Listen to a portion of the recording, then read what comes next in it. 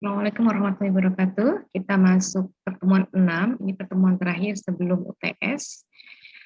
Kita akan membahas tentang implementasi COVID. Ya, COVID itu bisa disingkat dengan Control Objective for Information and Related Technology. Oke, saya ingatkan juga nanti setelah UTS untuk presentasinya, jangan lupa ya. Nah, apa sih itu COVID? Nah, COVID itu dirancang sebagai alat penguasaan IT untuk membantu dalam pemahaman dan pengelolaan risiko, serta manfaat serta evaluasi yang berhubungan dengan IT. Nah, COVID itu singkatan ya, jadi Control Objective for Information dan Related Technology. Bisa juga di sini COVID itu adalah panduan kerja dalam pengelolaan teknologi informasi. Di sini COVID itu disusun oleh ISACA atau Informasi Sistem Audit dan Control Association dan ITGE atau IT Government Institusi. Nah, yang lebih terkenal itu biasanya adalah COVID-5. Nah, COVID-5 ini menyediakan kerangka komprehensif yang membantu enterprise meraih sasaran dalam tata kelola dan manajemen TI di enterprise. COVID-5 ini bersifat umum dan dapat diterapkan pada berbagai ukuran enterprise, baik yang bersifat komersial, non-profit, maupun pada sektor publik.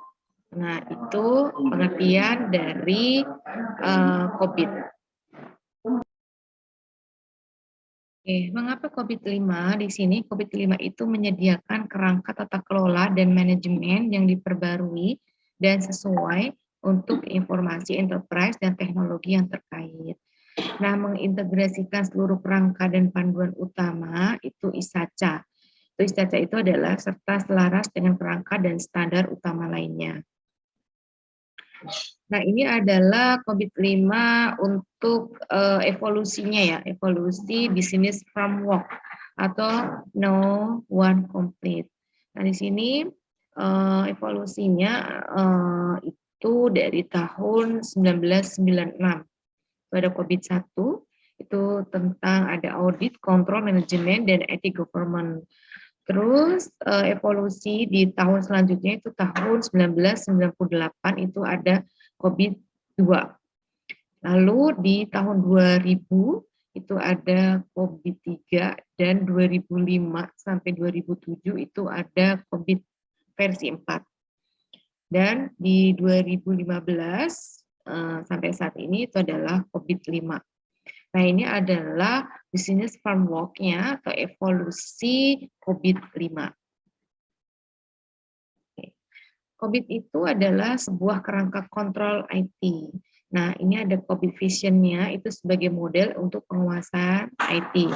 COVID Mission-nya itu melakukan penelitian, pengembangan, publikasi, promosi terhadap kontrol objektif dari teknologi informasi yang secara umum itu diterima di lingkungan internasional untuk si pemakai sehari-hari oleh manajer dan auditor. Oke, nah ini ada COVID framework-nya ya, itu apa sih hubungannya gitu. Nah di sini itu ada IT research, ada IT proses, sama business recruitment. Kalau IT research sendiri ini hubungannya itu di sini di dalamnya ada data, informasi sistem, teknologi, fasilitas, human resource. Untuk IT prosesnya sendiri itu ada plan atau perencanaan, terus ada pengadaan, terus ada pengantaran dan dukungan serta pengawasan untuk evaluasi. Untuk bisnis sendiri itu ada efektivitas, ada efisiensi, rahasia, integritas, ketersediaan, pemenuhan, serta kerahasiaan informasi. Nah, ini adalah hubungan antara COVID, yaitu antara IT research, IT proses, dan business recruitment. Nah, ini untuk IT research sendiri, itu tersedianya sumber daya Itu ya, tadi sudah dijelaskan di awal, ada data informasi sistem. Terus untuk IT proses, ini bagaimana sih IT diorganisir untuk bereaksi terhadap suatu kebutuhan. Dan untuk business recruitment itu apa aja stakeholder yang diharapkan dari IT tersebut. Nah, ini adalah COVID framework-nya. Nah, COVID itu ada 3 domain. Yang pertama itu ada planning dan organisasinya, terus ada implementasi, terus ada delivery atau support, dan yang keempat itu ada monitoring atau evaluasi. Oke, nah kita bahas satu-satu untuk planning atau perencanaan.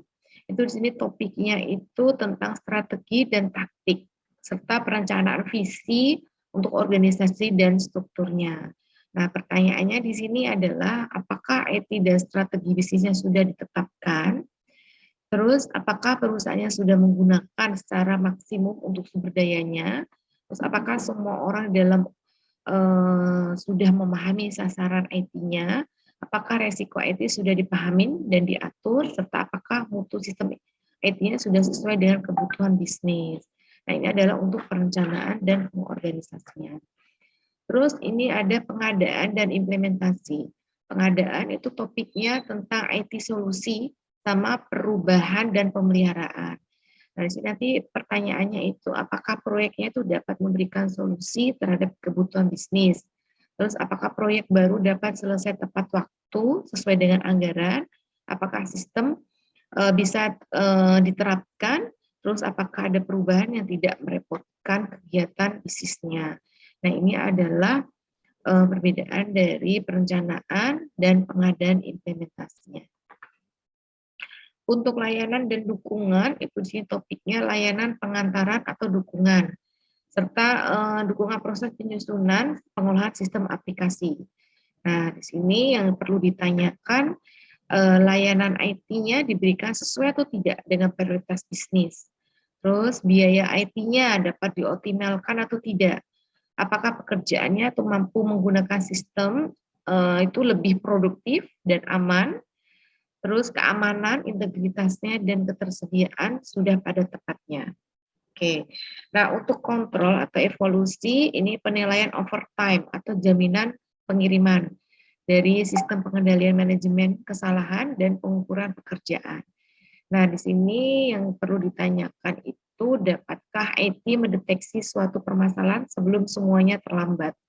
Terus apakah jaminan kemandirian yang diperlukan itu dapat memenuhi bidang-bidang kritis gitu ya. Nah, ini adalah layanan atau dukungan dan kontrol evaluasi. COVID framework di sini ada efektivitas, efisiensi, kerahasiaan, integritas, ketersediaan, kepatuhan, dan keandalan. Nah, ini kerangka kerjanya ya. Kerangka kerja itu di sini untuk waterfall model. Jadi di sini menggunakan model waterfall. Itu ada IT proses, terus nanti ada business recruitment, sama kontrol settlement dan kontrol praktis. Nah, ini adalah kerangka kerjanya menurut waterfall model atau model waterfall. Model kematangan. Model kematangan atau maturity model itu digunakan untuk alat melakukan benchmarking dan self assessment si manajemen teknologi informasi secara efisien. Nah, model kematangan ini untuk pengolahan dan kontrol pada proses teknologi informasi dengan menggunakan metode evaluasi perusahaan atau organisasi. Sehingga model tersebut dapat mengevaluasi sendiri melalui level 0, itu adalah non-existent, hingga level 5 atau optimal. Nah, ini ada tabel model kematangan. Untuk level 0, ini kriteria kematangannya itu adalah kekurangan yang menyeluruh terhadap proses apapun, sehingga dapat dikenali. Nah, perusahaan ini tuh tidak mengetahui bahwa terdapat permasalahan yang harus diatasi. Ini level 0. Kalau level 1, itu terdapat bukti bahwa perusahaan itu mengetahui adanya permasalahan yang harus diatasi. Nah, bagaimanapun itu tidak dapat tidak terdapat proses standar, namun menggunakan pendekatan yang cenderung diperlakukan secara individu atau per kasus. Nah, secara umum untuk level 1 ini pendekatannya kepada pengelolaan proses tidak terorganisasi. Level 2 atau repeatable, ini prosesnya dikembangkan ke dalam tahapan proses serupa oleh pihak-pihak yang berbeda untuk pekerjaan yang sama. Jadi sini tidak terdapat pelatihan formal atau mengkomunikasikan prosedur standar dan tanggung jawabnya diserahkan kepada masing-masing. Oke. Level 3 atau define. Level 3 ini prosedurnya distandarisasi dan didokumentasikan, kemudian dikomunikasikan melalui pelatihan. Nah, kemudian diamankan bahwa proses-proses tersebut itu harus diikuti, namun penyimpangannya itu tidak mungkin dapat terdeteksi. Maka prosedur sendiri tidak lengkap, namun sudah memformalkan praktek yang berjalan. Oke, level 4, manage dan measureable. Ini manajemen mengawasi dan mengukur kepatuhan terhadap prosedur dan mengambil tindakan jika prosedur tidak dapat dikerjakan secara efektif. Jadi proses ini tuh berada di bawah peningkatan yang konstan dan menyediakan praktek yang baik. Oke, terakhir itu level 5. Prosesnya telah dipilih ke dalam tingkat praktek yang baik. Jadi berdasarkan hasil dari perbaikan, berkelanjutan, dan permodelan kedewasaan dengan perusahaan lain. Nah, ini adalah tabel-tabel, ada 5 level untuk tabel model kematangan. Oke, untuk pertemuan 6 sudah berakhir. Ini soal-soal latihan bisa dikerjakan, nanti saya share di e-learning. Terima kasih, mohon maaf kalau ada salah-salah. Assalamualaikum warahmatullahi wabarakatuh.